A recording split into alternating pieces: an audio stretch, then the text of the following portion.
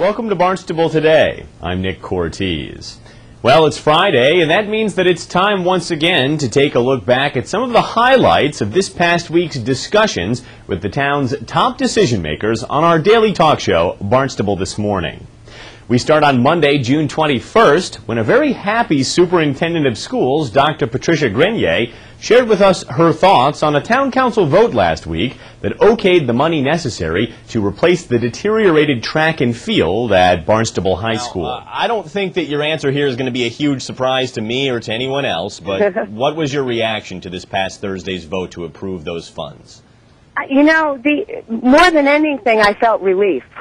The relief came from the knowledge of knowing that the council supported the school committee's position that the safety of the track was paramount. And it's also an affirmation that the community understands that education is not confined to the four walls inside the classroom, and that the education that does go on with athletes and band and cheerleading and all of the team sports and individual sport accomplishments at the track, in fact, manifest is really important.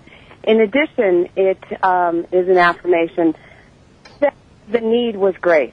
So it was tremendous relief. You mentioned support amongst the town councilors, but I think more impressive than that was the many, many people that crowded the hearing room to speak in favor of this. That must have been a pretty good feeling, too. Oh, my.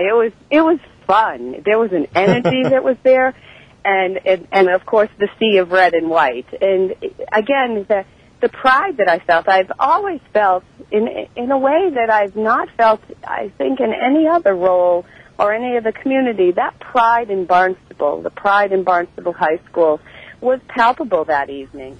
On June 23rd, we heard from Hyannis Area Chamber of Commerce CEO Deb Converse regarding the council's other major vote last week to approve amendments to the sign code for downtown Hyannis. She seemed satisfied with the amendments, which will allow business owners more flexibility in the types of signs that they can use to attract customers, although Converse is well aware that there is much more work to be done. The businesses were concerned, and they were there, they were involved in making suggestions for what would work for their businesses. The planning board was there listening to what would work, what the businesses thought, and also balancing, what would keep the look of Main Street the way we want it, which is nice and beautiful and sweet. And the growth management department, everybody has really kicked in to make this come about quickly.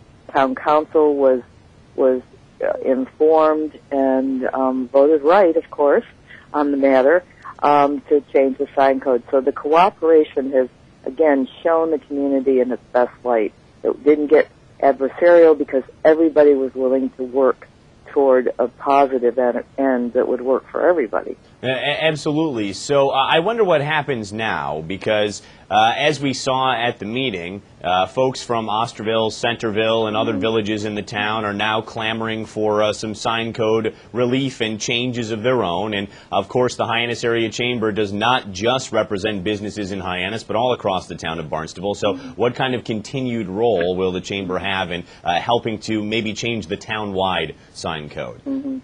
We're moving along. We're starting to work with the village, especially we're targeted Osterville and Barnstable Village because those are the people that have come and asked us to do some work.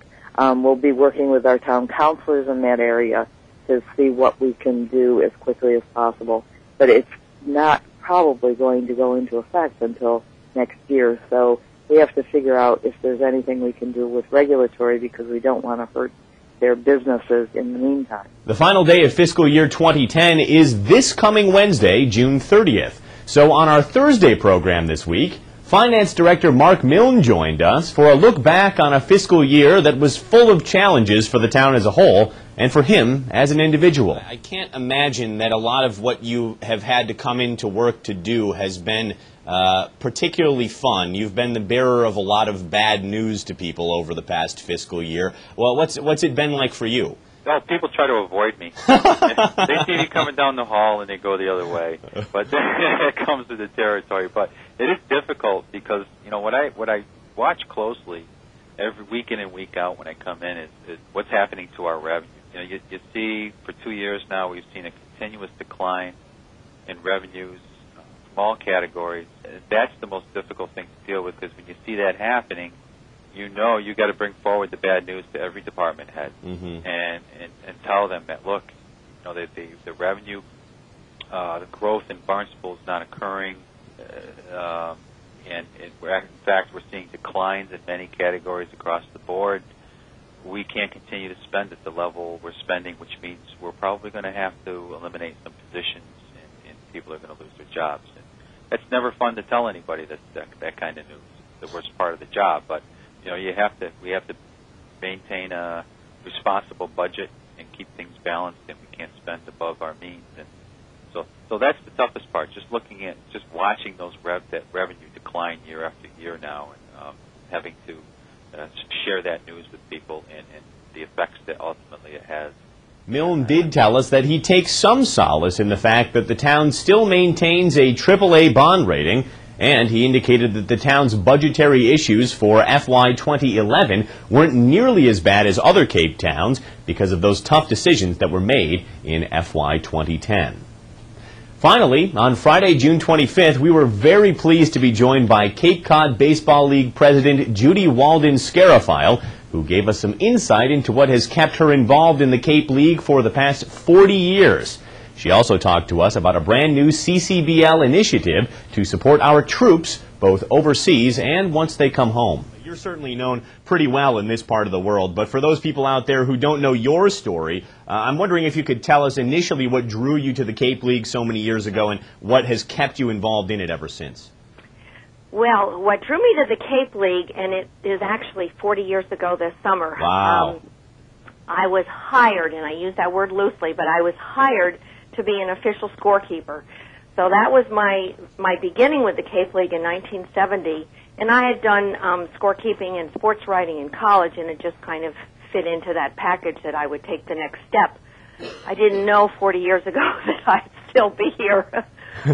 And what keeps you going, I think it's the passion for the game, the passion for just the Cape League and everything that it offers and everything that it stands for. Now, of course, Judy, we do want to talk about some of the special things that are going on around the league this year.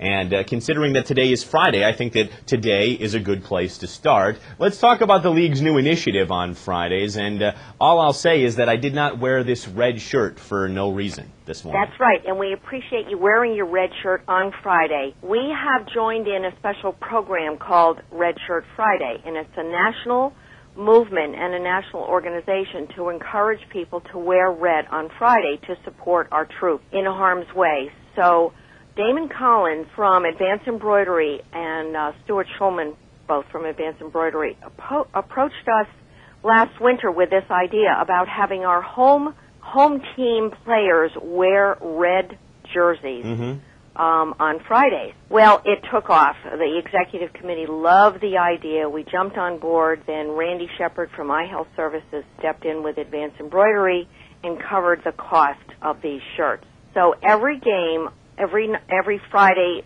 evening or afternoon, our players, home players, are wearing red shirts. Many of the volunteers are wearing red shirts. We're selling red shirts, and we're encouraging everyone to wear red to show our support. If you'd like to see these complete interviews, full-length episodes of Barnstable This Morning are available to watch online.